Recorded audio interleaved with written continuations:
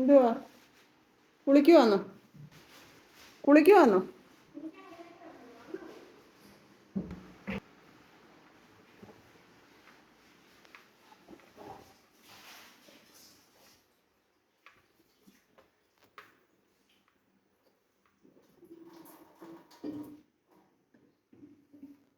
പ്രിയങ്ങളെ, അമ്മക്കിളിയുടെ കൊച്ചു കൊച്ചു വിശേഷങ്ങളിലേക്ക് എല്ലാവർക്കും സ്വാഗതം.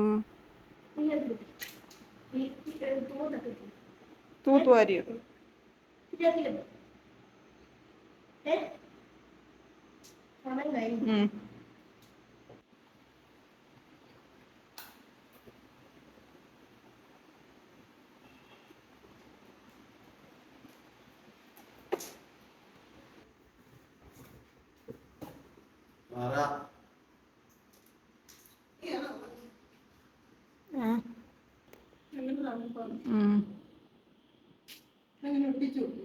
അങ്ങനെ ക്ലിപ്പ് ചെയ്ത്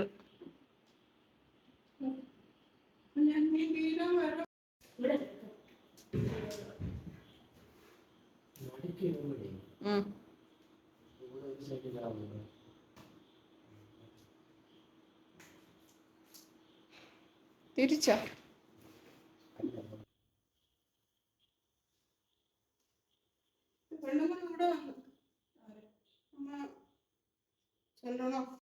ഇന്നലത്തെ ലോങ് വീഡിയോയിൽ ഞാൻ എൻ്റെ പ്രിയങ്ങളോട് പറഞ്ഞിട്ടുണ്ടായിരുന്നു. ഇന്നലെ എടുത്തു വെച്ചിരിക്കുന്ന വീഡിയോയിലും ഞാൻ പിന്നീട് വോയിസ് കൊടുക്കാമെന്നുള്ള രീതിയിലാണ് എടുത്തതെന്നേ.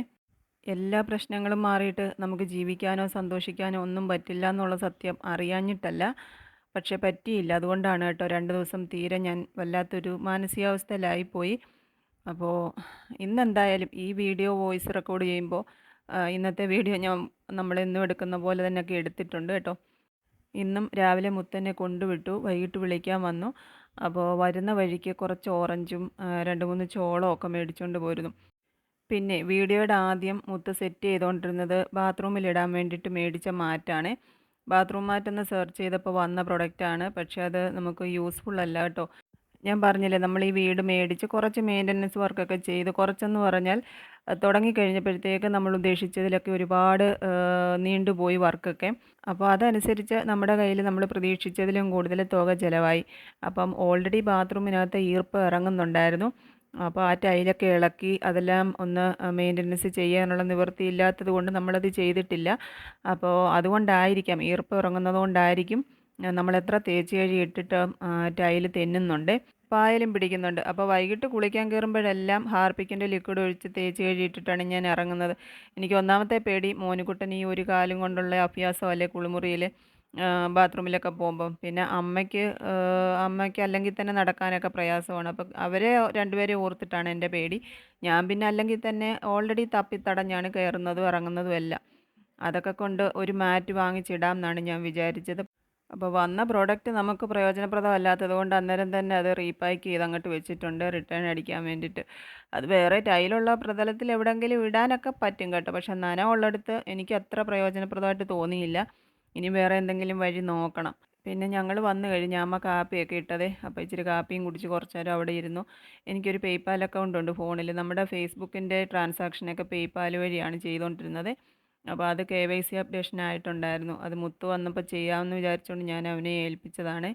ഞാനിപ്പോൾ പറഞ്ഞ കാര്യം കേട്ടപ്പോൾ ചിലരുടെയെങ്കിലും മനസ്സിൽ ഒരു കുരു പൊട്ടിക്കാണും. കാരണം എനിക്ക് യൂട്യൂബിൽ നിന്ന് ലക്ഷങ്ങൾ വരുമാനം ഉണ്ടെന്നാണ് പലരുടെയും നിഗമനം. അപ്പോൾ പിന്നെ അതിൻ്റെ ഒരു പങ്ക് ഫേസ്ബുക്കിൽ നിന്നും കിട്ടാതിരിക്കത്തില്ലല്ലോ. ആ പങ്ക് വരുന്ന കാര്യമാണ് ഞാൻ പറഞ്ഞത് കേട്ടോ. ശരിക്കും പറഞ്ഞാൽ ഉണ്ടല്ലോ, ഇതിനകത്ത് കഷ്ടപ്പെടുന്നവർക്കും ഇതിനെപ്പറ്റി ധാരണയുള്ളവർക്കും അറിയാം എത്ര രൂപയായിരിക്കും ഒരാൾക്ക് ഒരു വീഡിയോയിൽ നിന്നുള്ള വ്യൂസിൽ നിന്ന് കിട്ടുന്നതെന്നുള്ളത്. യൂട്യൂബിൽ എനിക്ക് ഇത്രയും വലിയൊരു ഫാമിലി ഉണ്ടെന്ന് വിചാരിച്ചിട്ട് എല്ലാവരും എൻ്റെ വീഡിയോസ് കാണണമെന്നില്ല. ഇതുപോലെ എനിക്ക് ഫേസ്ബുക്കിലൊരു ഫാമിലി ഇല്ലതാനും. യൂട്യൂബിൻ്റെ അൽഗോരിതം അല്ല ഫേസ്ബുക്ക് ഫോളോ ചെയ്യുന്നത്. അതുകൊണ്ട് തന്നെ മില്യൺസ് വ്യൂസ് വരുന്ന വീഡിയോസിന് പോലും നമുക്ക് അവിടെ നിന്ന് തരുന്ന വരുമാനം ചെറുതാണ് കേട്ടോ. അതിനെ വില കുറച്ച് കാണുന്നതൊന്നുമല്ല കേട്ടോ. പുറമേയുള്ള ആൾക്കാരുടെ തെറ്റിദ്ധാരണ എന്താണെന്ന് ഞാനങ്ങ് പറഞ്ഞെന്നേ ഉള്ളൂ. ഞങ്ങൾ വാടകയ്ക്കൊരു വീടെടുത്ത് മാറിയപ്പം അതിനെ ചുറ്റിപ്പറ്റി കുറേ കഥകൾ പലരും വ്യാഖ്യാനിച്ചുണ്ടാക്കിയിട്ടുണ്ടായിരുന്നു. അതുപോലെ തന്നെ ഇപ്പം ഇങ്ങോട്ട് മാറിയപ്പോഴും ഇത് ഞങ്ങളുടെ സ്വന്തം വീടായെന്നുള്ള രീതിയിൽ പലരും പലതും പറയുന്നുണ്ട്. ഇതിനൊക്കെ വേണ്ടിയിട്ട് എന്തോരം ബാധ്യതകളും പ്രയാസങ്ങളും ഉറക്കമില്ലായ്മയും ഞാൻ അനുഭവിക്കുന്നുണ്ടെന്ന് എനിക്കും തമ്പുരാനും മാത്രമേ അറിയത്തുള്ളൂ. അപ്പോൾ അതൊക്കെ വീട്ടിയെടുക്കാൻ ദൈവമേ ആരോഗ്യം തരണേന്ന് മാത്രമേ ഞാൻ പ്രാർത്ഥിക്കുന്നുള്ളൂ. എനിക്ക് ഇങ്ങനെയൊക്കെ മുന്നോട്ട് പോവാൻ കുറച്ച് കാലം കൂടി അനുമതി തരണേന്ന്. അല്ലാതെ ഈ പറയുന്നത് പോലെ കോടിക്കണക്കിന് രൂപ എൻ്റെ അക്കൗണ്ടിൽ കൊണ്ടിട്ടിട്ട് ഞാൻ ഓടി വന്ന് ഈ വീടും വസ്തുവൊന്നും മേടിച്ചതല്ല എന്നുള്ള സത്യം ഈ പറയുന്നവർക്കൊന്നും അറിയാഞ്ഞിട്ടല്ല. അവർക്ക് ചുമ്മാ ഒരു രസമാണ് കേട്ടോ. ഇതിൽ പലരും ഇപ്പോഴും എന്നെ കാണുമ്പോൾ വെളുക്കെ ചിരിച്ച് എന്നോട് കാര്യങ്ങൾ അന്വേഷിക്കുന്നവരൊക്കെ തന്നെയാണ് എന്നുള്ളതാണ് അതിൽ ഏറ്റവും വലിയൊരു വിരോധാഭാസം. ഞാൻ എൻ്റെ പ്രയാസങ്ങൾ പറഞ്ഞപ്പം ആരോ എന്നോട് ചോദിക്കുകയും ചെയ്തു, "ഒരു വീടൊക്കെ ആയില്ലേ, ഇനി എന്തിനാ പ്രയാസപ്പെടുന്നത്? അവിടെ മക്കളുമൊത്ത് സമാധാനത്തോടെ കഴിഞ്ഞുകൂടായോ എന്ന്?" വീടായി എന്ന് പറയാറായിട്ടില്ല പ്രിയങ്ങളെ. ഇതിൻ്റെയൊക്കെ ബാധ്യതകൾ തീരുമ്പോഴാണ് ഇത് വീടായി, എൻ്റെ സ്വന്തമായി എന്ന് പറയാൻ പറ്റുള്ളൂ. എന്നെപ്പോലെ ഒരാൾക്ക് നിസ്സാരമായിട്ട് സ്വന്തമാക്കാൻ പറ്റുന്ന കാര്യങ്ങളല്ല ഇതൊന്നും. ഞാൻ സ്വപ്നത്തിൽ പോലും ഈ ഒരു കാര്യത്തെപ്പറ്റിയൊന്നും ചിന്തിച്ചിട്ട് പോലുമില്ല. ഇങ്ങനെയൊന്നും നടക്കുമെന്നും ഇങ്ങനെയൊക്കെ ജീവിതത്തിൽ വന്നു ഭവിക്കുമെന്നും ഒന്നും നമ്മൾ കണക്ക് കൂട്ടിയതല്ല. എൻ്റെ ഒരേ ഒരു പ്രാർത്ഥന ഞാൻ പറഞ്ഞില്ലേ, ഇതിൻ്റെ കാര്യങ്ങളൊക്കെ തീർക്കുന്നത് വരെ എന്നെ നടത്തണം ദൈവം. അത്രേ പ്രാർത്ഥനയുള്ളൂ. എൻ്റെ കുഞ്ഞുങ്ങൾക്കൊരു ഭാരം ഉണ്ടാക്കി വെച്ചിട്ട് ജീവിക്കാൻ എനിക്ക് താല്പര്യമില്ലാത്തത് കൊണ്ട്. അവർ ഒരുപാട് പ്രയാസങ്ങളും വിഷമങ്ങളും ഒക്കെ അനുഭവിച്ചവരല്ലേ.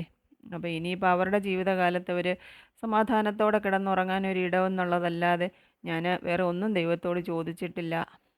അങ്ങനെയൊന്നും അത്യാഗ്രഹമൊന്നും ഇല്ല താനും. ഞാൻ ഒരു കാര്യങ്ങളും അന്വേഷിക്കാനോ തിരക്കാനോ ഒന്നും പോകുന്നില്ലെങ്കിൽ തന്നെയും എന്തെങ്കിലുമൊക്കെ എൻ്റെ ചെവിയിലെത്തും, ഞാൻ അറിയും. അപ്പോഴൊക്കെ ഞാൻ ഓർക്കാറുണ്ട്, ദൈവമേ ഈ മനുഷ്യരോടൊക്കെ ഞാൻ എന്ത് തെറ്റ് ചെയ്തു? എന്തെങ്കിലും ഒരു ദ്രോഹം, ഒരു മുഷിഞ്ഞൊരു നോട്ടം പോലും ഈ മനുഷ്യരോടൊന്നും ഞാൻ ചെയ്തിട്ടില്ല. പിന്നെ എന്തിനാണ്? ആ, ആർക്കറിയാം അല്ലേ? അവർ സന്തോഷിക്കട്ടെ അങ്ങനെങ്കിലും. അപ്പോഴേ ഞാനിന്ന് രാജൻ ടെക്സ്റ്റൈൽസിൽ പോയി. എൻ്റെ മേളമാണ് ഈ കാണുന്നത്. ശരിക്കും പറഞ്ഞാൽ ഞാനിതൊന്നും വാങ്ങാനല്ല പോയത്. മോനുകുട്ടന് വീട്ടിലിടാൻ 2 ഷോർട്സ് മേടിക്കണമായിരുന്നു. മുത്തിന് 2 ടീഷർട്ട് വാങ്ങിക്കണമായിരുന്നു. അതിന് വേണ്ടിയിട്ട് പോയതാണ്. ഞാനപ്പോൾ കഴിഞ്ഞ പ്രാവശ്യം പറഞ്ഞില്ലേ അവിടെ ഡിസ്കൗണ്ട് സെയിലുണ്ടെന്ന്. അപ്പോൾ അതിനകത്ത് ടോപ്പൊന്നും അന്നേരം എനിക്ക് കിട്ടിയില്ലായിരുന്നു. ഇന്നലെ ചെന്നപ്പം അവിടെ നിന്ന് സെയിൽസ് ഗേൾ കഷ്ടപ്പെട്ട് എനിക്ക് 2 ടോപ്പ് സംഘടിപ്പിച്ച് തന്നു പ്രിയങ്ങളെ. എനിക്കത് രണ്ടും ഇഷ്ടപ്പെട്ടു. ഞാൻ വാങ്ങിച്ചു. അതിൻ്റെ റേറ്റ് ഞാൻ കാണിച്ചു തരാം. ഇത് മോനുകുട്ടന് മേടിച്ചതാണ് കേട്ടോ. ഈ ഒരു ടീഷർട്ടും മോനുകുട്ടന് മേടിച്ചത്. അതിൻ്റെ റേറ്റ് ഞാൻ കാണിച്ചു തരാം. ശരിക്കും പറഞ്ഞാൽ ഇപ്പോൾ അത് വാങ്ങി ഇത് വാങ്ങി എന്നൊക്കെ പറയാൻ പേടിയാണ്.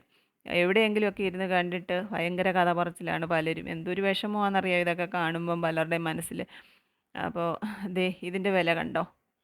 ശരിക്കുള്ള വില എത്രയാ? 700 ചില്ലുവാൻ രൂപ കണ്ടാണ്. 300 രൂപയ്ക്കാണ് ഇത് നമുക്ക് തന്നത്. ഈ മെറ്റീരിയലിനൊരു വ്യത്യാസമുണ്ട് കേട്ടോ. ഒരു ഇങ്ങനെ ചുളുങ്ങി ചുളുങ്ങിയിരിക്കുന്ന പോലെ അങ്ങനത്തെ ഒരെണ്ണം. പിന്നെ മുത്തിൻ്റെ ടീഷർട്ട് 200 ചില്ലുവാനോ എങ്ങാണ്ട്. മോനുകുട്ടൻ്റേതിന് 127 കേട്ടോ. അപ്പോൾ ഇതൊക്കെ പെറുക്കി ഒതുക്കി വെച്ചിട്ട് എന്തെങ്കിലും കഴിക്കാമെന്ന് വിചാരിച്ചു. ഞാൻ വന്നപ്പോൾ അമ്മ അരി വെള്ളത്തിലിട്ടിട്ടുണ്ടായിരുന്നു. അത് അരയ്ക്കുമായിരുന്നു. നാളെ കുഞ്ഞിനപ്പത്തിനുള്ള മാവ് റെഡിയാക്കി വെച്ചിട്ടുണ്ട്.